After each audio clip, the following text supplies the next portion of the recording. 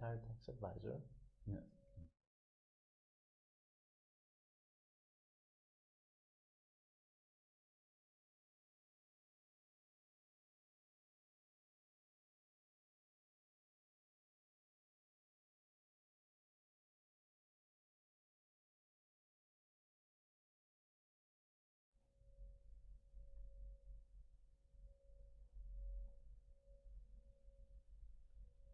Good afternoon, and welcome to our third episode of the live interview series, a program originating from the Brussels office of the European Union Office of the Church of Jesus Christ of Latter-day Saints. Today we are honored to have with us Mr. Mohammed Amin, who is a retired tax advisor who now spends most of his time active in politics and interfaith relations. Mr. Amin has also been referred to many times as one of the top 100 most influential Muslims in the United Kingdom. And we are here today very pleased to have you with us to discuss about your views about Islam, interfaith relations, and subjects around this topic.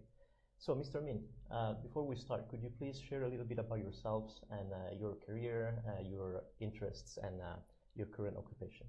I was born in Pakistan in a small village in the countryside and came to the UK just below the age of 2 and have lived in Manchester ever since, although I now also live part of my time in London. I grew up in a very poor family with parents who were illiterate, spoke very poor English and were very poor. But I was very fortunate at the same time because they loved me so much and they stayed together until they died. And from that start in life, through the English educational system, I was able to attend Cambridge University, where I got a degree in mathematics.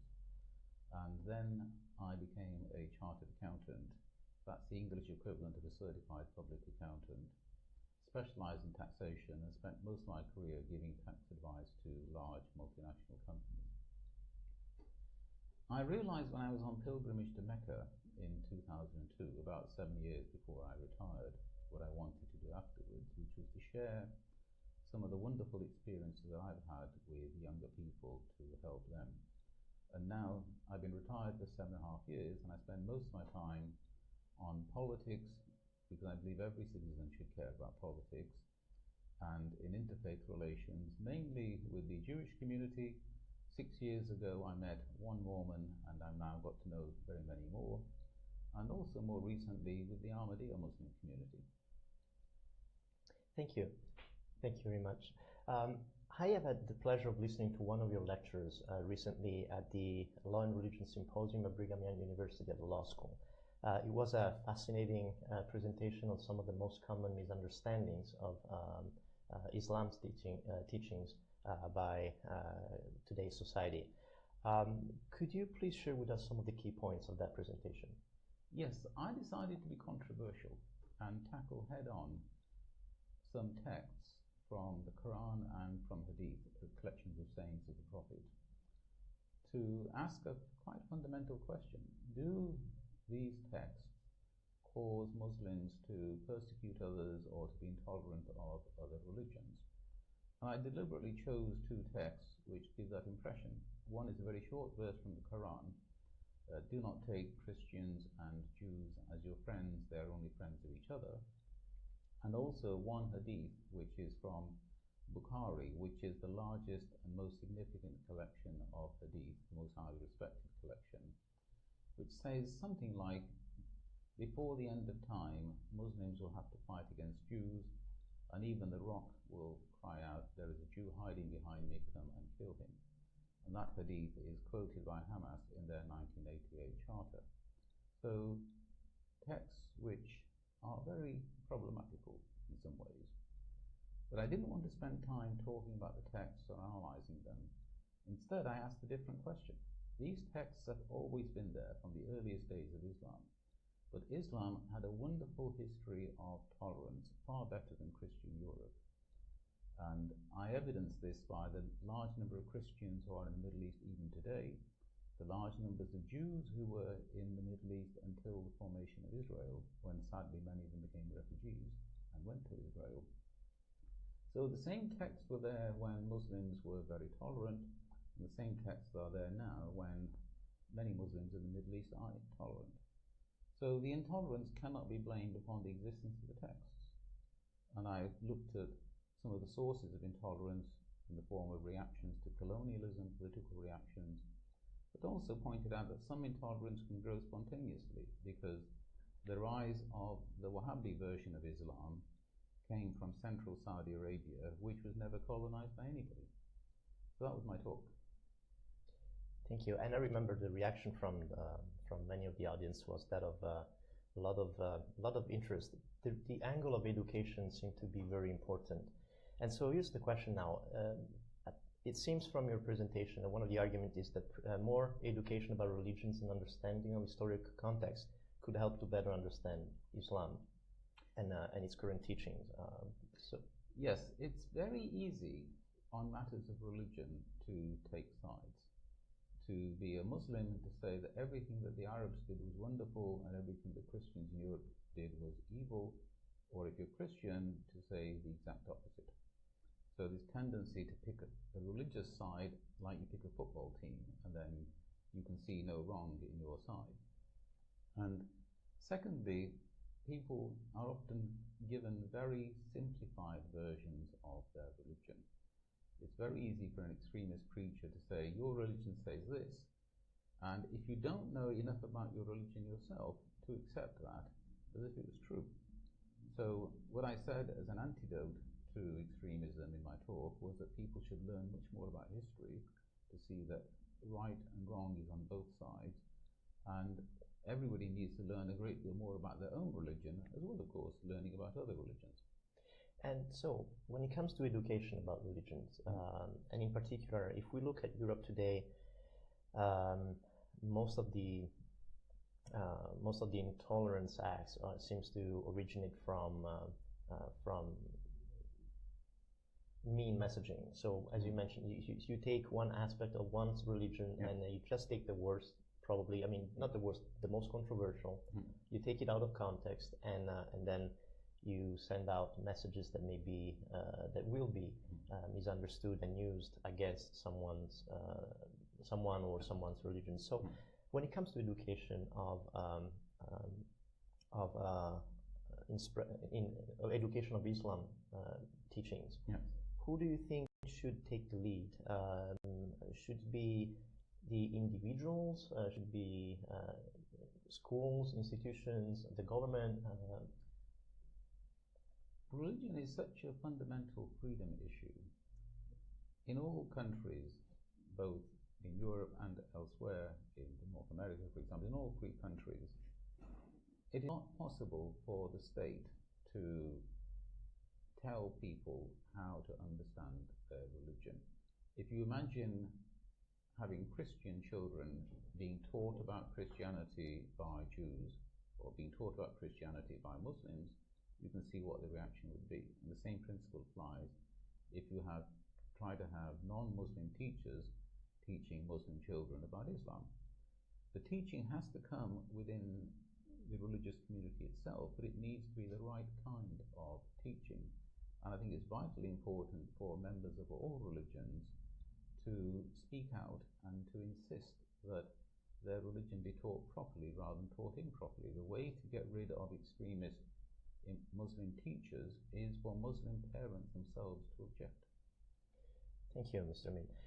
Going now to the subject of anti-Muslim hatred. Do you think that European governments are doing enough to tackle this issue, and how can members of different faiths work together to address this issue right now?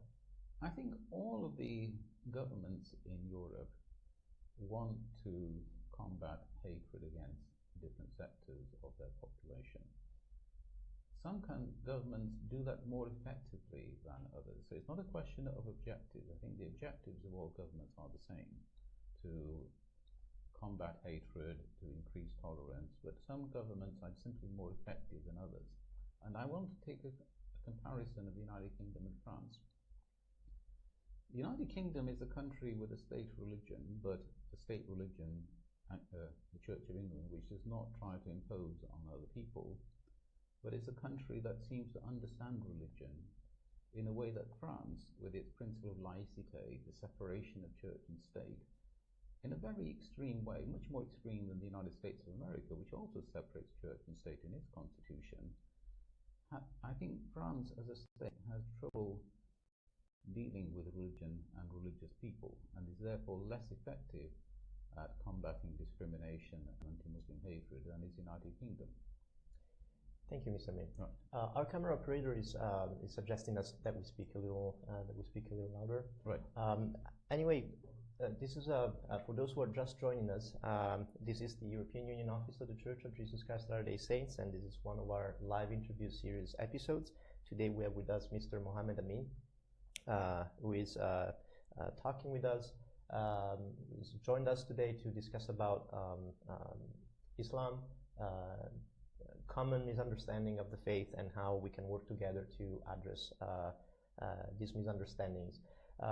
Mr. Amin has been quoted often as one of the 100 most influential Muslims in the United Kingdom. And feel free to ask questions by leaving a comment on our video page, and we will be happy to ask your questions to Mr. Amin. Continuing with the interview, you identify yourself as very active in politics. What do you think people of goodwill in all political parties can do to increase interfaith understanding and to ensure that nationalism doesn't turn into xenophobia?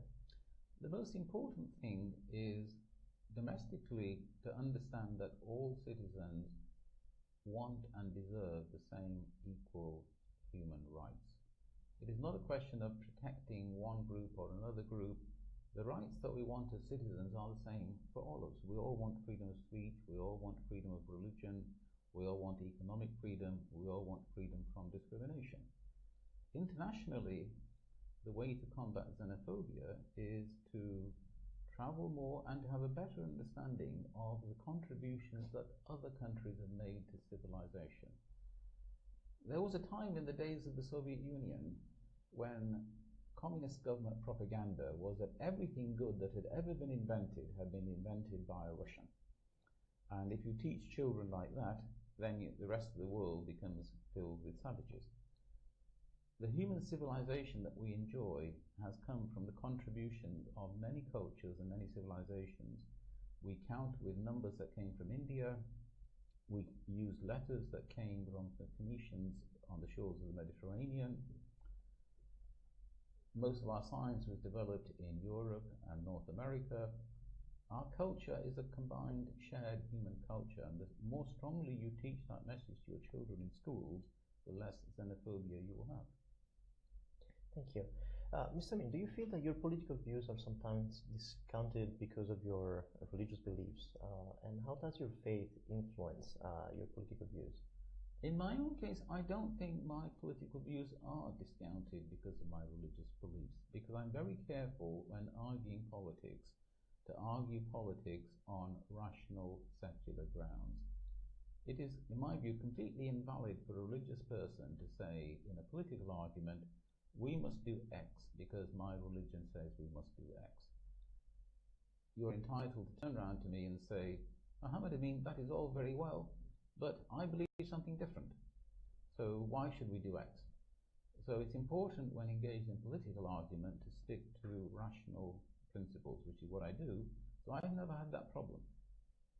And as a political advocate, you not only represent your political community, but also as a conservative Muslim, you also representative of your Islamic community. How do you go about defending human rights? Well, first of all, that principle you just mentioned applies to everybody who has a religion. I'm a Muslim. Every person who meets me and gets to know me will judge all the world's Muslims to some extent by how they find me. If I am untrustworthy, deceitful, they will form a negative view of Muslims. And if I give a positive reaction to them, if they find me upright, hard-working, etc., they will have a slightly more positive view of Muslims, and the same applies to yourself as a Mormon. In terms of how do I fight for human rights, the most important message is that I do not ask for any rights for me as a Muslim. I ask for rights for me as a human being. And the rights that I seek for myself are the same rights that I seek for you. Thank you. This is it's very profound. Months ago, you wrote an article about freedom of religion or belief, and saying that freedom of religion is fundamental to a free society. So, how, in your opinion, does freedom of religion or belief contribute or even form the foundation of a free society? The essence of a free man is, first of all, that he is free to think. And if I am coerced into one set of religious beliefs to the exclusion of other religious beliefs, I am not free to think. It is also the essence of a free man that after he's thought, he can share his thinking and his ideas with other people.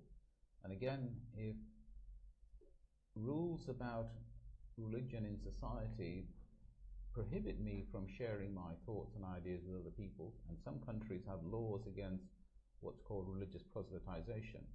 So in some countries, Mormon missionaries are free to go and talk about Joseph Smith and talk about the Book of Mormon, and in other countries they are not free to do so.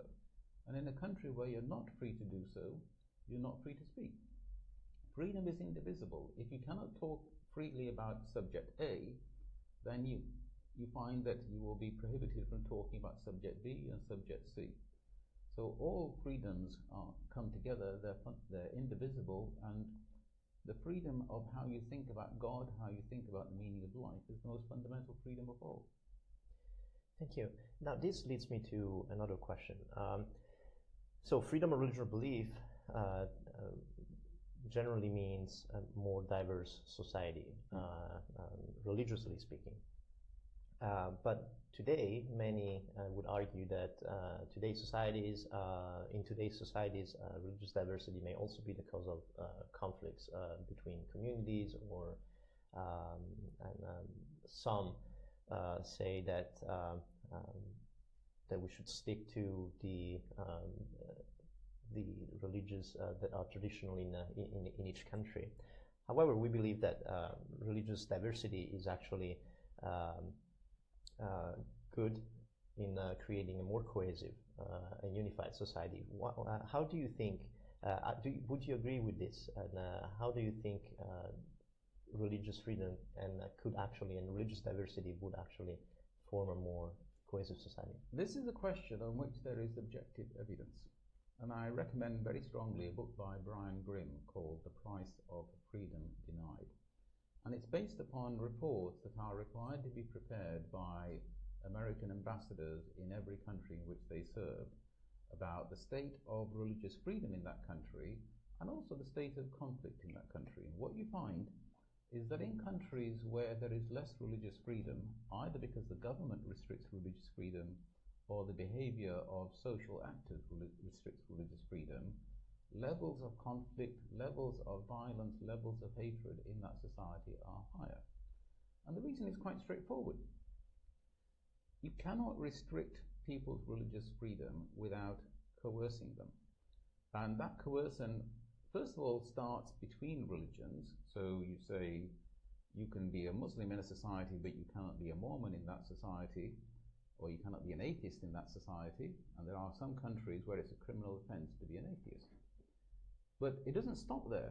It then starts to narrow down, and you have to be a particular type of Christian. So Christian Europe used to burn heretics of all kinds, and these were not Muslims they were burning, they were different. They were Christians who just interpreted Christianity slightly differently from the state authorities.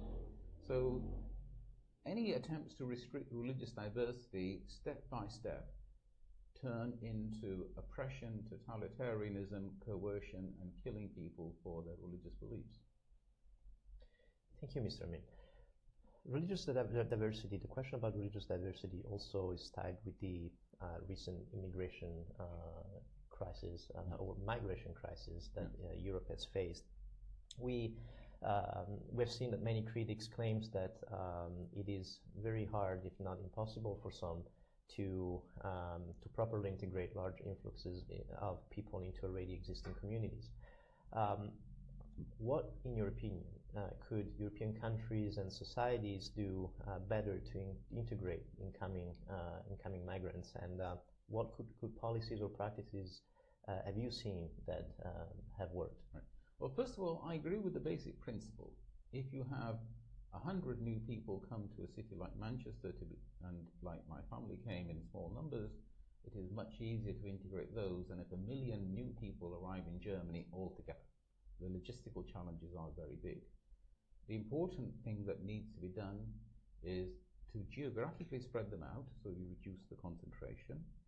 And then the biggest single emphasis has to be on teaching the new native language, whether that is German or French or English or Spanish, because you have to be able to talk to your fellow citizens. And at the same time, to teach them about new cultural norms. Some of these refugees are coming from societies which have very different attitudes to the relationship between men and women and the role of men and women in society than we have in Europe. And it's really important for them to understand how you should behave. You're not at this stage forcing them to think in a different way, although that may come later, but their behavior is absolutely essential. Because if you don't adapt to cultural norms, you will not succeed in interacting effectively with your fellow citizens. I once had to give advice to somebody who was failing in interviews all the time, and the reason was that he was not willing to look people in the eye if they were more senior than him. But in British society, it is normal to look people in the eye, and if I sit here looking at the wall when I'm talking to you, you will start to think I'm being deceptive or devious. When I explained this to him and he understood, he forced himself to start looking at me, and he became successful in job interviews. Thank you. Culture has a lot to do with understanding different cultures has a lot to do, and I see that this type of education not only has to be provided to the coming people, but myself oftentimes I need to be educated on the cultures of others to better understand them. Last question before we invite questions from online viewers. And again, at the close of this interview, we invite you again to send in your questions for Mr. Amin. What is the role of media in increasing or reducing anti-Muslim hatred today? Well, first of all, I very carefully avoid using the phrase "the media," because there is no "the media." There are many, many different media sources of different levels of quality and different levels of motivation. And in the United Kingdom, the main media sources that I consume are newspapers, the Financial Times, The Economist.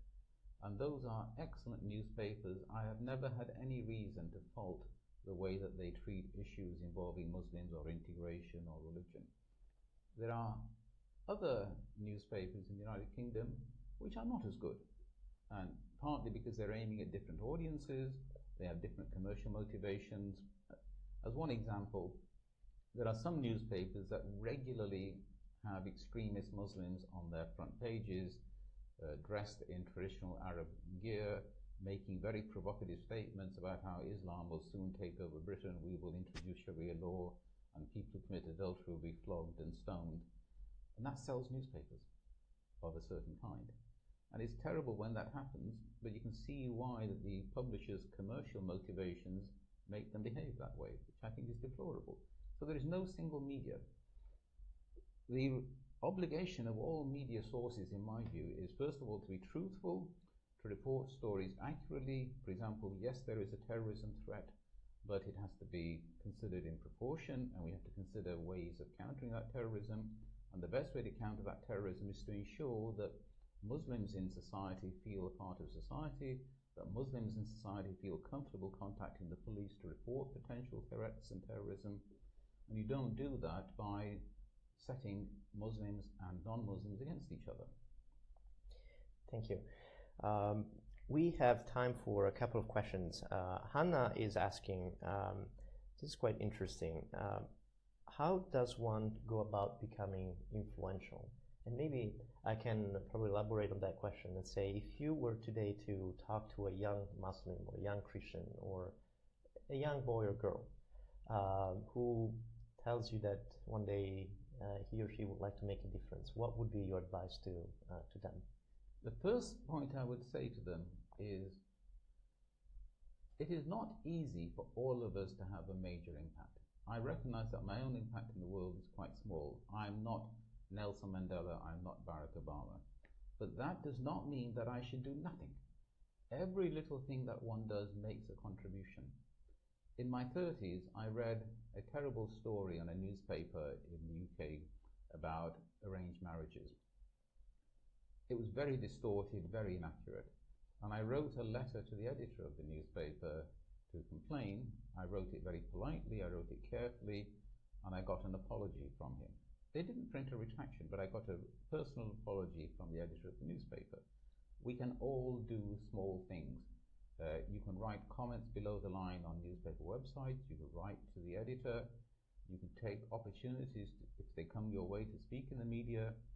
If somebody wants to interview people on the street, instead of avoiding them, be willing to be interviewed.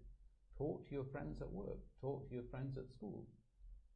If you're a Muslim, people will learn about Islam from you, but only if you speak to them.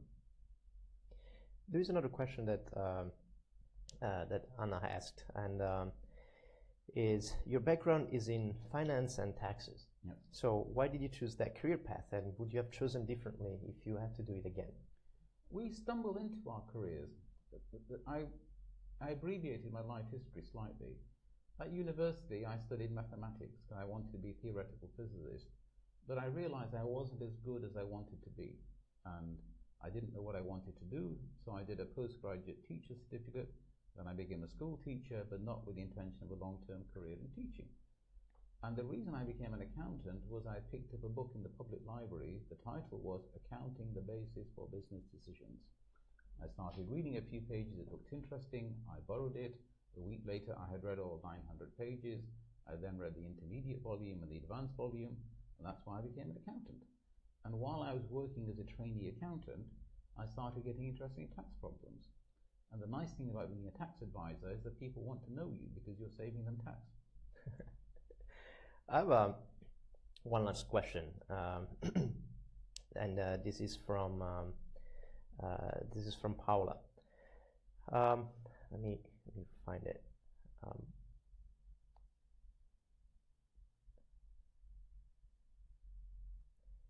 And I think this is nice because also relates to some of the personal experiences that you mentioned once we were in Provo. How would you encourage young people to go about entering the political world?